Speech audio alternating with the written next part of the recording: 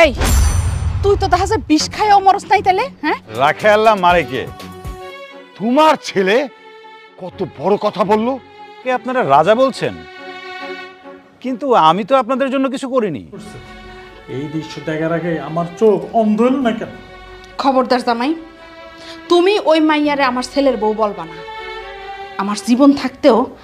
আমি ওই মাইয়ারে আমার ছেলের বউ হিসেবে মাইনা নেব কিছুতেই না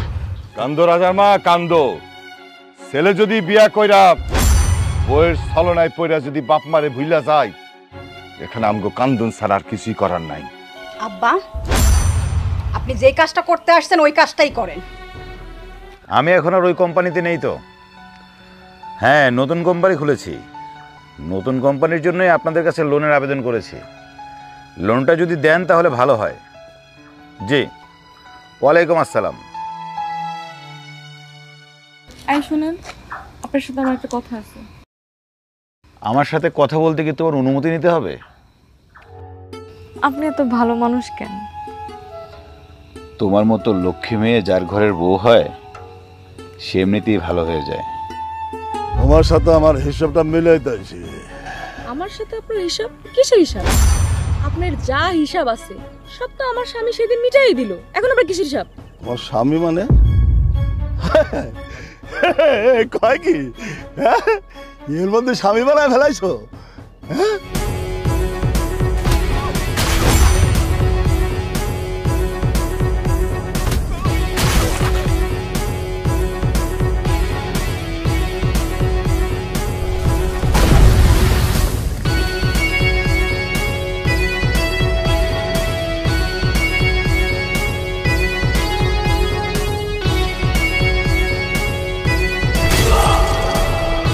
আপনারা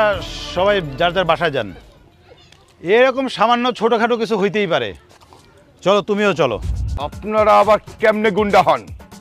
আরে ভাই থামেন না বুঝা কথা কয়েন না স্থান কাল পাত্র ভেদ বলে না শব্দ আছে কি ছিলাম তো কাম সাইডে হ্যাঁ কোথ থেকে আপনারা আউড়ে পড়লে উড়ে আইসে ভেদর লাগাইছে সেই সাথে এলাকার লোকজন নিয়ে আসছে এই বোরহানে এমন কোনো কাজ করে না সাপও মারবো লাঠিও ভাঙবো না এইটা হইতে পারে না ভাই ছেলেটা আমার সেটা আপনাদের বুঝতে হইব জীবনে মনে হয় অনেক বড় পুণ্য করছিলাম যার কারণে আপনারা আমি স্বামী হিসেবে পাইছি আমি কিছু করি নাই যেগুলো করেছি এগুলো স্বামী হিসেবে আমার দায়িত্ব কর্তব্য সারা জীবন আপনার বুকে এরকম একটু জায়গা রেখেন আমার জন্য সৃষ্টিকর্তার পরে তুমি আমার কাছে দামি ভাগ্য গুণে পেয়েছি গো তোমার মতো স্বামী তুমি ছাড়া জীবন হবে ধোধো বালোচন আমি বাঁধবো একটা ঘর সেটা থাকবো জনম ভর আমি বাঁধবো একটা ঘর সেটাই থাকবো জনম ভর আমি বাঁধবো একটা ঘর সেটাই থাকবো জনম ভর আমার ছেলে চলে যাওয়ার পর আমার সমস্ত ব্যবসা তোমার হাতে তুলে দিছিলাম ব্যবসার দায়িত্বও দিছিলাম কিন্তু চারিদিক থেকে লস লস আর লস শুনতেছি ব্যথা লাগতেছে জানে ব্যথা যখন লাগতেছে তবে আরেকটু পা সমস্যা কি হ্যাঁ এই তুই কি আর কোন মান মরছিলি যখন তো আরেক জায়গায় যায় মরতি আমার পোলার কাছে মরছিলি কেন হ্যাঁ আর খোদাস এই তুই যে কোন পরিবারের মাইয়া এটা কি চিনি না মনে করছস হ্যাঁ তুই যদি ভালো মাইয়া হইতি তাহলে তোর দুলাভাই তোর ব্যস্ত নিত তুই আবার আমার মার নামে কলঙ্ক দেস তোরে আজকে খবরই আছে নিশ্চয় ওই মাইয়া তোরে কি ঠিক মতো খাইতে দেয় না তাই না এই ফকিনির বাচ্চা খাবার দাবার কিছু বোঝে ও যে খাইতে দিবে না আমি আমার বউরে ছেড়ে আসি নাই আমি এখানে আসছি সোজা সাপটা একটা কথা বলতে কি কথা বাজান আজকে মা আর আমার বোন আমার বাড়িতে গেছিল গিয়ে আমার বউরে ধরে নির্যাতন করছে নেক্সট টাইম যদি আবার দেখি যে আমার বউয়ের দিকে চোখ তুলে তারা কথা বলছে পরিণাম কিন্তু ভালো হবে না আমি ভুলে যাব কে আমার বাবা কে মা কে বোন আর কে বোন জামাই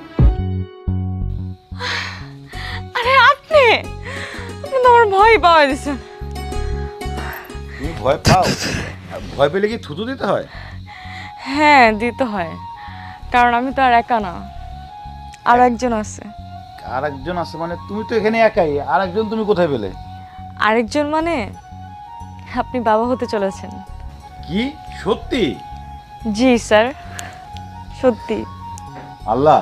তোমার দরবারে অশেষ কৃতজ্ঞ। আমিন। ঘরের কাজ আমি না করলে কে করব? তোমার কোনো কাজ করা যাবে না, সব কাজ এখন থেকে আমি করব। তুমি শুধু এখানে বসে বসে পড়াশোনা করবা। তুমি জানো না,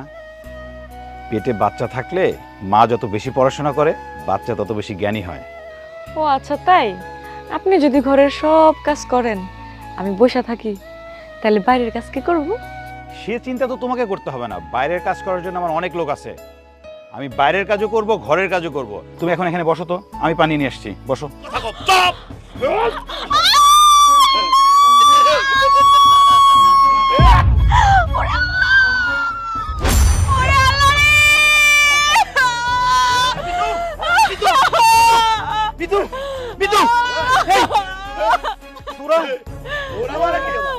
ওর সাথে এটা করতে পারলে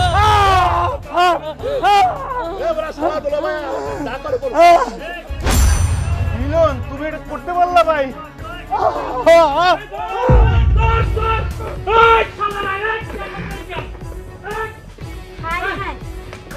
কে কোথায়?